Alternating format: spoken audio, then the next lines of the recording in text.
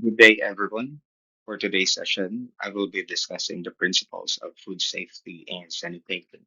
Now, keep in mind that this video recording will be part of the prelim examination this coming Wednesday or Thursday. Now, first, let's talk about sanitation. It means or derived from the Latin word sanitas, meaning health, and it also refers to applying science to ensure food is processed, prepared, marketed, and sold in a clean environment to prevent contamination. Sanitation, guys, means keeping everything clean and germ free, from the kitchen to the galley to the utensils or to the cutlery and even to staff hygiene. Now, it is very important to remember that sanitation is also a legal requirement because businesses must meet sanitation standards set by law to operate. And it also prevents food poisoning because poor sanitation, as we know, it allows bacteria and viruses to spread, causing sickness or illness. And it also maintains food quality, means that clean environment, we have a good food.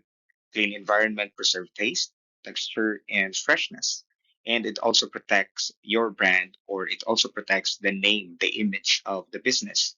Because a single food poisoning incident can ruin your reputation and customer trust. Now we have major food safety incidents. First, we have contaminated raw materials. Using ingredients already infected with bacteria, chemicals, or allergens can cause serious illnesses. We also have errors in transportation, processing, preparation, packaging, handling, or storage. Now, during transport or these mistakes, particularly during transportation, cooking process, packaging, or storing can lead to contamination. We also have inadequate maintenance of equipment and facilities. Well, dirty or broken machines and surfaces can spread bacteria, as well as wrong or incorrect ingredients, especially dangerous for people with allergies or dietary restrictions. Now, if you are working in a hotel, resort, or let's say in a restaurant, if you're a chef or if you're a cook, you need to keep in mind that you need to trace your food sources as well as the maintenance of the equipment, and you must also strictly and holistically follow the standard procedures implemented by the kitchen. We have food hygiene. Now, the conditions and measures necessary to ensure the safety of food from production to consumption. Hygiene as well refers to practices that prevent food from being contaminated and unsafe to eat.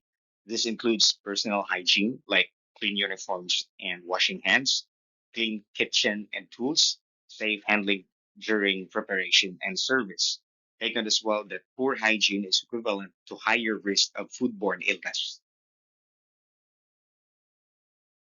We have five key principles of food hygiene. These principles are World Health Organization recommended principles to guide safe food handling, prevent food contamination from pathogens caused by people, pests, and pets. So simply keeping food away from dirty hands, animal, insects, and bacteria. Keep raw and cooked food separate to avoid contamination.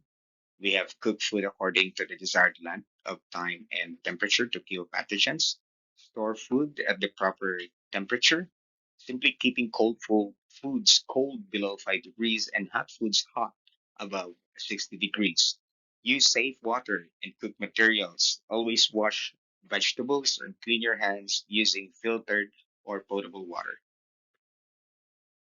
Now we have food suitability. Food suitability means food is appropriate and acceptable for consumers. Food suitability as well means the food is safe, fresh, and acceptable to eat. Now, foods, well, of course, it shouldn't be expired, spoiled, or damaged, as well as labels should be clear and allergens properly declared. Even if a food is safe or let's say no bacteria at all, if it smells bad or looks strange, it means it is not suitable or it is not safe to eat. Keep in mind that suitable food protects the guest experience and prevents complaints or legal action. Now, lastly, for the last part of this presentation, we have the law and agencies relating to food safety and sanitation. Laws relating to health and safety. First, we have Occupational Safety and Health Act, or OSHA. It was formed in 1971 to ensure employees' safety and health and create a better working environment. It focuses on workplace safety, and in food service, it ensures employees work in a clean hazard-free kitchen and are trained in safety procedures. Now, ISO 22000. Now, what does ISO stand for? ISO stands for the International Organization for Standardization. It is an independent, non governmental organization that develops and publishes international standards. It is responsible for setting the bar for quality management system worldwide. Now, ISO 22000, it helps businesses identify and control food safety hazards, and it ensures consistency and trust in food handling from farm to fork. Employees' right to know. Employers are obligated to inform all workers about potential hazards in the workplace, including chemical, electrical, mechanical, and ergonomic safety hazards. This act requires employees are informed of any hazardous materials or unsafe practices in their workplace. This includes knowing how to handle cleaning chemicals and understanding food safety risks. And lastly, we have the Presidential Decree 856, or the Sanitation Code of the Philippines by President Ferdinand Marcos Sr. Now, this law sets rules for sanitation in food establishments. It covers kitchen design, pest control, employee hygiene, waste disposal, and food handling. Now, violation to this law can lead to closure, penalties, or like legal actions.